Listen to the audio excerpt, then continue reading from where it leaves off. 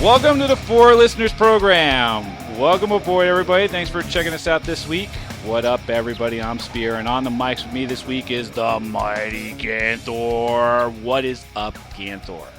How you doing, buddy? I am very well, sir. How are you?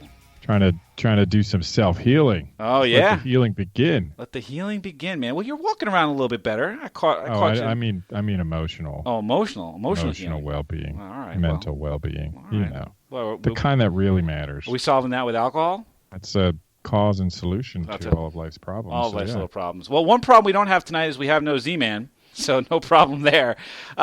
Sitting in for the Z-Man tonight is a buddy of mine and author of the book, Serial Killer Quote of the Day, 365 Days of Serial Killers, Uncut and in Their Own Words. Johnny Trevisani. What's up, Johnny? How you doing? What's going on, man? How you doing? Well, this is our second author. This is a legit. Wait, you're not self-published, are you? No. So you are legit. Dang. Yeah. What was the size of your... It's rather a personal question. You should ask your mother. Why would she know? Oh, my God. Yeah, right? It begins, Ganthor. Dude, he's actually listened to the show, as opposed to the last Arthur we had. Ask him to sing. Who's going to do that little song that Z does? No, we're good. we're good. Yeah, we're good. All right, so we're gooder without that. We're more gooder. So, serial killer quote of the day, Johnny. Yep. How in the hell did you end up with a serial killer quote of the day book? It all started to me I saw a quote from Jeffrey Dahmer, and the quote was, "My refrigerator broke and the meat spoiled," and that was what he told the police and the people at his door that were knocking because of the stench that was coming out of his apartment, right? And I thought, wow, that's such a graphic depiction of that's who he was, right? He had the decomposing body parts in his apartment, and he's lying about it to the neighbors who were just living there in his apartment building, going, "It smells like awful. It smells like death. We need to get somebody there." And he goes, "Oh, no, I'm sorry." He's telling the landlord, "My refrigerator broke and the meat spoiled," which you start taking that through a few layers and you go, well, what the fuck's the landlord doing? The landlord should be going, "Well, I'll fix your refrigerator," but they didn't do that, right? They closed the door and said, "Okay, good." You're like, what the fuck? His refrigerator broke, right? Go fix it. But that sort of kicked it in for me because it was really graphic, and it just sort of told it from their own words. And I thought, wow, that's really interesting. So I started to research a lot more. It's a weird thing to research. How did you go about doing that? What sources of record did you use, or is that a trade secret? Well, initially I was just doing searches on the internet, but when I started really getting deep into it, it was more searching through court records and more public things like that. So that was sort of where it started, right? That was like, that's kind of cool. And then I was like, you said, well, how am I going to start writing this? Where did this come from? I was like, this is a great idea. And I'm like, I love these quotes. These are great. I said, I want to get a page a day calendar, put it on my desk, just like the Far Side calendar. That's what I want. And so I talked to lots of different publishing houses and publishers and agents, and they all said, not it. They were like, nope, we don't want anything. Not it. I don't want no part of that. What are you talking about? I was like, what are you talking about? You're crazy. This is gold, Jerry. This is gold. It's gold.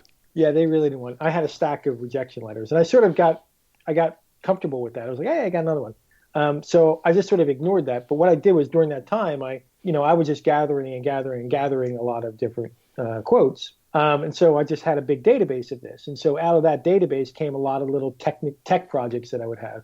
And one of the tech projects was I was like, I'll learn how to write an Android app. So I wrote an Android app, but then I found out that like 25,000 people downloaded that app. So wait, hold on. Wait. So 25,000 people downloaded the app so that they could get a quote of the day from serial killers. Yeah. Yep. What kind of people were downloading?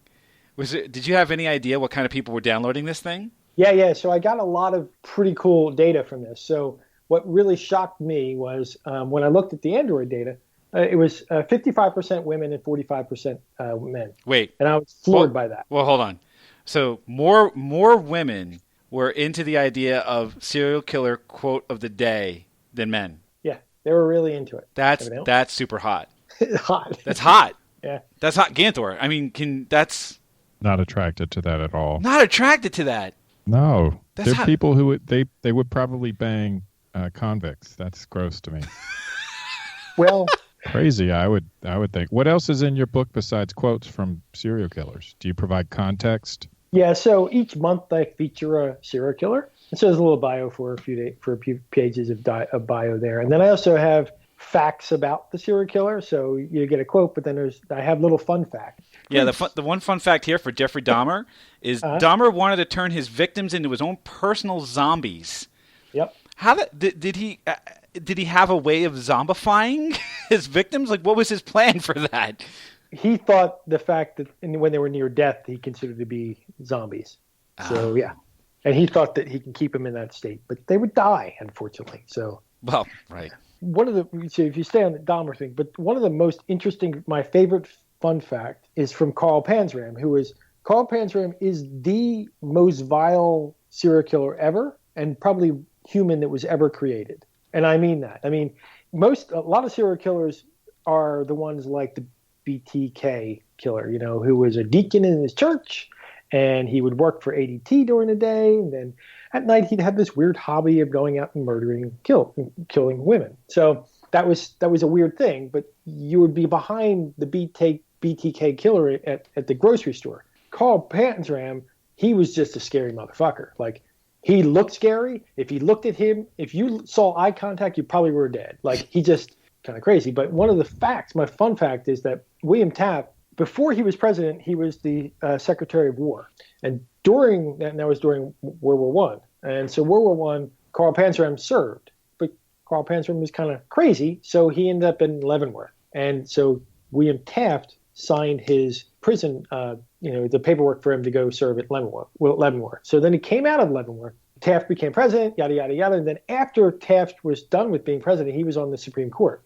So it wasn't like Carl Panzram sought him out. He just happened upon a house who was William Taft's house as the Supreme Court. He robbed that house. He stole William Taft's gun and killed 10 people with William Taft's gun. Was that a Colt 45 automatic? Yeah.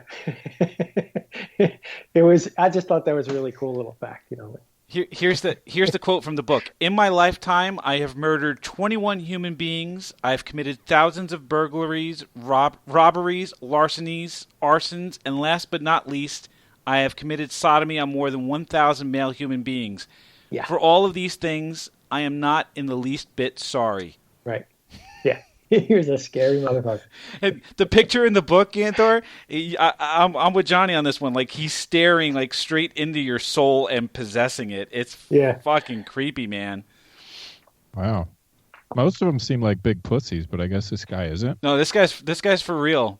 That guy was for real. Like, that guy, he was just a bad guy. Other people had more of a motive. Like, to be classified as a serial killer, you have to kill more than 3 people. And they have to be in a span of time. So it has to be a span of time from longer than 1 month from the first to the last. And then you consider to be a serial killer. That means you can't be like Charles Whitman, who was up in a bell tower and started picking off people and picked off a bunch of people and killed them. That's a mass murder. Right? So that's we got to make a distinction there. You gotta have the classifications. It's important. So aside from Panzram, who are some of your favorites? I mean, you got them all in here. You got all the you got Manson, you got the BTK killer, you got Ted Bundy. And, John Wayne Gacy. All the big names. All the the A-list. Yeah, right. The A-list serial killers. Who's your sleeper serial killer? Well, the one that I find the most intriguing was Ed Kemper. So he was the Santa Clara killer. He was 6'9", 300 pounds, and he was a serial killer that was completely fucked up. His mind was, and is still fucked up. He's still in jail. And I write him letters. I want to interview him. I'm trying to, and he doesn't respond. But he's incarcerated in California now. He's still alive. He was a true serial killer in that he had a method to it. Like, he despised his mother, and so he didn't want to just kill his mother. He wanted to make sure he did it the right way. And so what he did was, all the other people that he killed were in practice. And so he lived with his grandparents, and he didn't really like them very much. And so he killed his grandmother. And then he realized, he said, it's shit. granddad's going to come home, and I don't want him to see this. So he shot him before he saw his grandmother dead. So he was really doing his grandfather a favor. Hey, just looking out. It's just good looking out. It's like, oh, he would be too bothered by that. So I'll just kill him. I don't want Grandpa to get upset, you know? There's a little bit of empathy there, right? Yeah. So Shit. So it culminated to this gruesome thing where he ended up, killing his mother. Like it was really awful. But one of the things was he when he cut off his mother's head, he ripped out her vocal cords and put them down a garbage disposal. And he says, now you can't talk to me, and now I can't hear your voice anymore. And then he also, of course he had sex with the head of his mother. Right, decapitated mom. So he skull fucked his mom. He skull fucked his mom. His dead mom's head, like just the head. Right, just the body head. Yeah. All right. So given that this guy is 6'9", 300 pounds, and he skull fucked his dead mom's head, why would you want to interview this dude? Well, because here's my thought. I have this thought about. I want to understand from a serial killer's perspective what the first kill was like, because if you kill somebody and you go, you know what, that wasn't exactly how I want to do it. That wasn't good enough. I want to do it better. So I need to do something else. I'm really curious about that first kill, what they got out of it. Either it satisfied something, or it really ignited something, or it was just like in Ed Kemper's case where he was just practicing. But I was really curious. That's where I would go. I'm really wondering, how did it feel after you killed their first person? You killed them. Anything worth doing is worth doing right, Johnny. That's true. That's true. Practice makes perfect. Practice makes perfect. Shit. Yeah. I mean, has this research and writing corrupted you to the point where you think you're going to become a serial killer? Now, you see, that's an interesting thing. So, no, the answer, of course, is you never know. But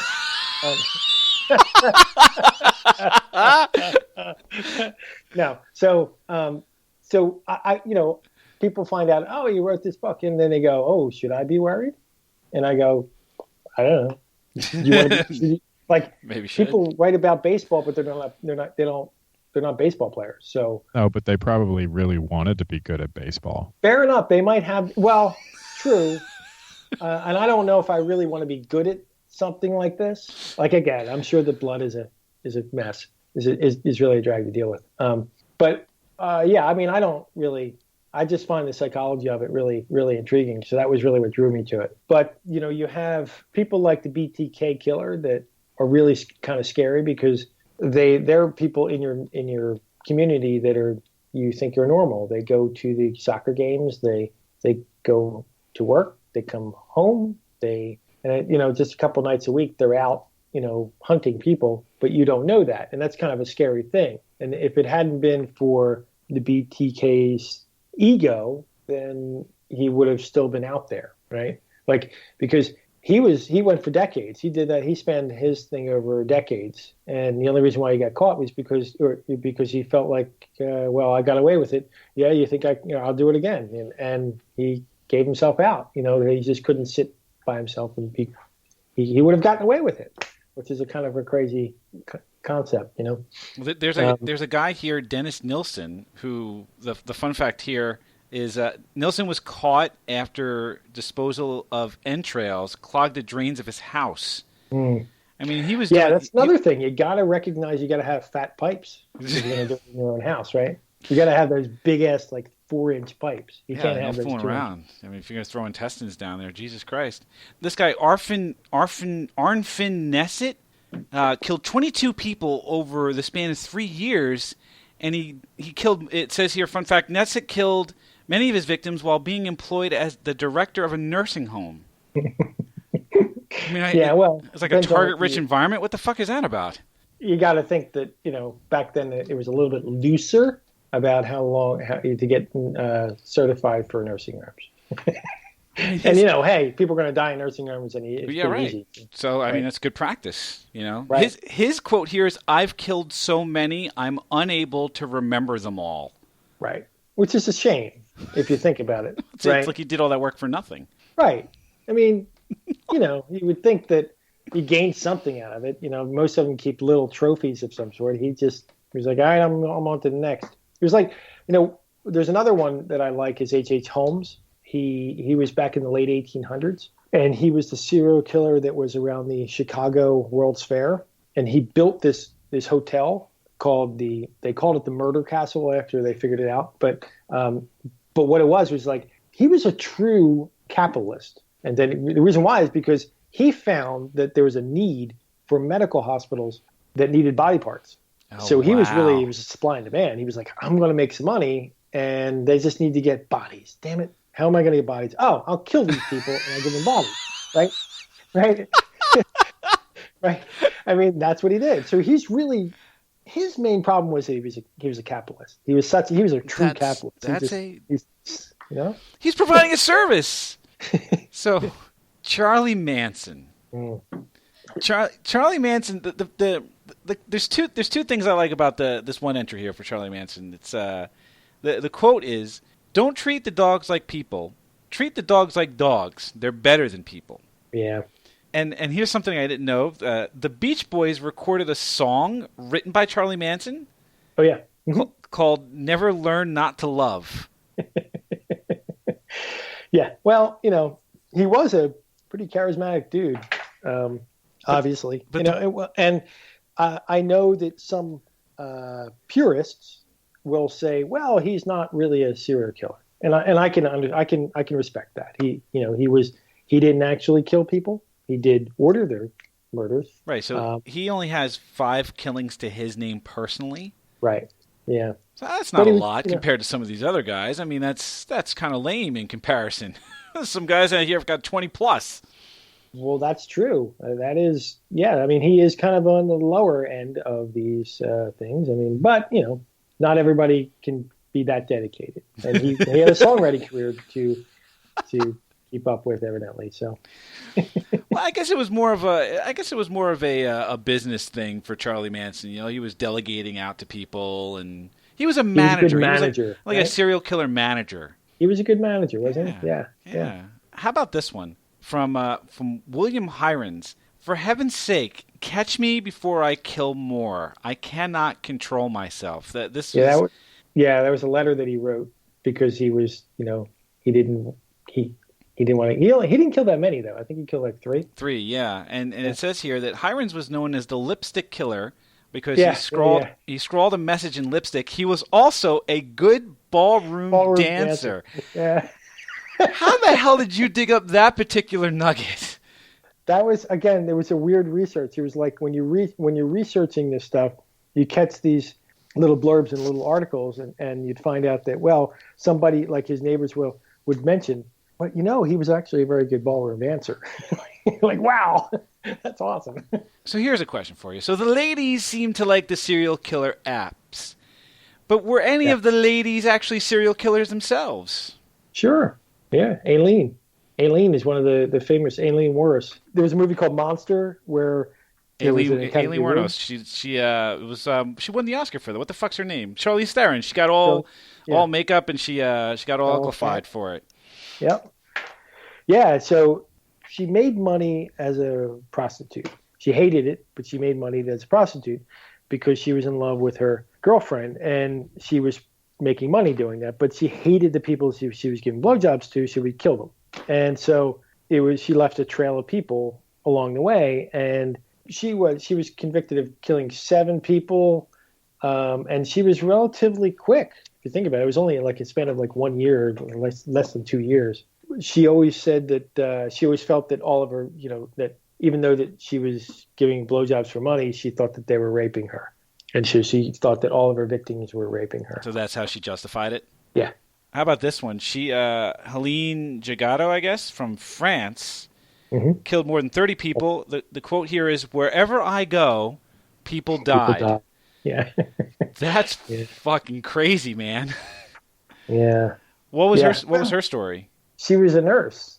And she was beheaded. Yeah. Well, there's that time, because that was a long time ago, and it was very sketchy. The history of that. You're not exactly sure how many and all that kind of stuff. It was the 1800s, 1833 through 1851. She was beheaded in 1851. Yep. Yeah, but the thing was that the records back then are kind of, so the quote was attributed to her, but that's about the only quote I can get. And that was because I was just reading more and more about stuff. And it's actually kind of interesting. So when I was doing a lot of this research and I was writing, I would actually have to stop and I'd have to walk away and go out for walks because it was too dark. Because it is a matter of figuring out what works when in the book. Where should I follow this up? Who should I follow up? And because, this person really, he raped and murdered kids, and this person, killed his mother. Oh, that's okay. It's thematic. You can keep kind of a thread going.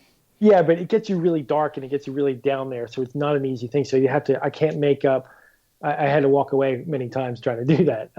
There was a serial killer called Albert Fish, and one of his quotes were, "I like children. They're tasty." Oh my God! Right? He was fucked up. So you think? Yeah, a little bit, right? He would kill and eat people, eat kids. But he was also had a weird sexual fetish for pain. So when he died, and when part of his last wishes, he talked about what he thought it was going to be a thrill about being electrocuted by the electric chair. But he used to have his kids beat him with sticks and stuff because he was into pain. Yeah, that's messed up. Yeah, there's a lot of messed up in this. That's a lot of messed up. That's a lot of messed up. But there's also some fun, like funny things, like the justifications of like John Wayne Gacy, where he says, "No, hey, I shouldn't be convicted of anything more serious than running a cemetery without a license." Right? Like, what?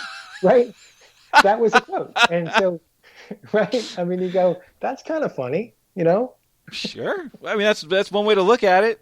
Right. That's for sure. Oh yeah. My God. All right, let's wrap this the fuck up because I'm disturbed. What did we learn? What did we learn about serial killers? Ganthor, what did you learn? They could be anyone. They could be anyone. They could be guests on this podcast. Indeed. Johnny, what did you learn? I learned that I have way too much fucking knowledge in my head about this shit. I need to take another hobby. Yeah, you do. Probably something a little less morose. I gotta get into gardening. Yeah, something a little brighter, just to brighten up your life a little bit. Probably. What did I learn? I learned that kids are tasty. Yes. Evidently, I did not know that before. That is new knowledge. Among other things, I'm not. So if you want to read more about serial killers, or if you have an interest in them, why don't you let us know on the Facebook page, facebook.com/4listeners or 4listeners.com. You can check out the show on Stitcher Radio or on Apple Podcasts or on Google Play. Just search for 4Listeners. We'll pop right on up, and you can give us a tweet on the Twitters at 4Listeners. The name of the book is Serial Killer Quote of the Day, 365 Days of Serial Killers, uncut and in their own words, disturbing as they are. The author is Johnny Trevisani. Thanks for helping us out tonight. We appreciate it, man. Hey, man. It's a pleasure. And we thank all of you for checking us out this week, and we hope that you will check us out again next week. Thanks a bunch, everybody. That was fun, man. Maybe he's going to kill people who tweet us.